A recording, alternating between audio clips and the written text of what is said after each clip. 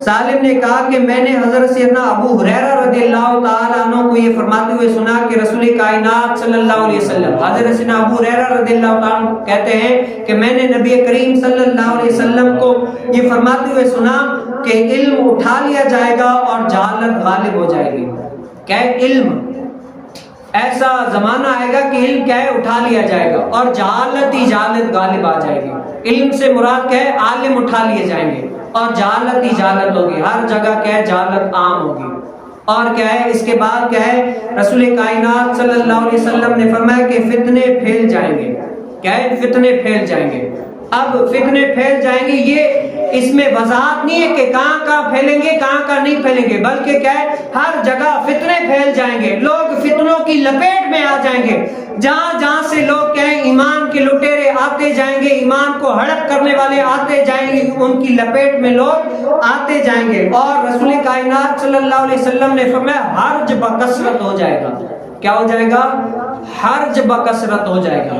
اب صحابہ نے عرض کی یا رسول اللہ ہم سمجھ گئے کہ علم اٹھا لیا جائے گا، آپ نے وضاحت کی کہ کیا ہے؟ عالم اٹھا لیے جائیں گے، جہالت غالب ہو جائے گی، فتنے پھیل جائیں گے، لیکن یا رسول اللہ حرج بکثرت ہوگا، یہ نہیں سمجھے۔ حرج سے کیا مراد ہے؟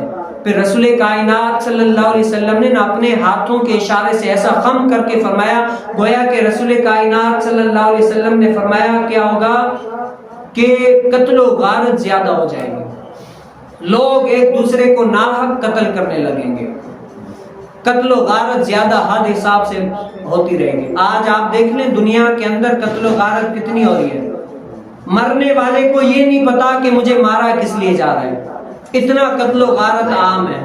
اور لوگ کسی کا ناحق دبانے کے چکر میں بالکل بھی کیا ہے وہ کوشش ہی نہیں کرتے، اتنا سوچتے بھی نہیں ہے کہ یار میں کسی غریب کا کسی مسکین کا حق دبا رہا ہوں تو میرا رب تعالیٰ مجھ سے پوچھے گا، بلکہ نہیں کیا ہے اگر وہ سامنے والا اپنے حق کے کھڑا ہو جاتا ہے حق کے لیے تو اس کو قتل کرنے کے اعتبار سے دیر نہیں کرتے، بالکل ختم کر دیتے۔ یہ کیا ہے؟ یہ رسول کائنات صلی اللہ علیہ وسلم نے 1400 سال پہلے فرما دیا تھا کہ ایسا زمانہ آئے گا، اور ان زمانوں میں کیا ہے حفاظت میں کون رہے گا؟ وہ لوگ حفاظت میں رہیں گے جنہوں نے صالحین کا دامن تھامے ہوئے رکھا ہوگا، جنہوں نے اللہ تعالیٰ کے ولیوں کا دامن تھامے ہوئے رکھے گا، وہ اللہ تعالیٰ کے ولی ان کو کہاں پہنچائیں گے؟ اللہ کے در پر پہنچائیں گے۔ ہاں ہم کیا ہے؟ وسیلے والے۔ اللہ تعالیٰ نے فرمایا جب میری بارگاہ میں آؤ نا وَابْتَغُوا إِلَيْهِ الْوَسِيلَةَ، وسیلہ تلاش کر کے آؤ۔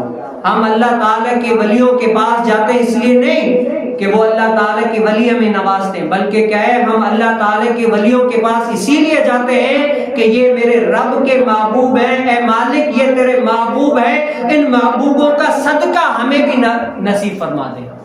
ہم اگر اللہ تعالیٰ کے ولیوں سے مانگتے ہیں نا تو بظاہر اللہ کے ولیوں سے نہیں مانگتے، بلکہ اللہ کے ولی کا وسیلہ دے کر رب سے مانگتے ہیں کہ مالک یہ تیرا مقرب بندہ ہے، یہ تیرا محبوب بندہ ہے، اس محبوب بندے کے صدقے میں میری لاج رکھ لے، آج میں تیرے اس محبوب بندے کے در پر آیا ہوا ہوں، مزار پر آیا ہوا ہوں، ان کے در پر آیا ہوں، اے محبوب اے مالک ان کے صدقے میں مجھے بھی نظر کرم فرما دے، مجھ پر بھی نظر کرم فرما دے۔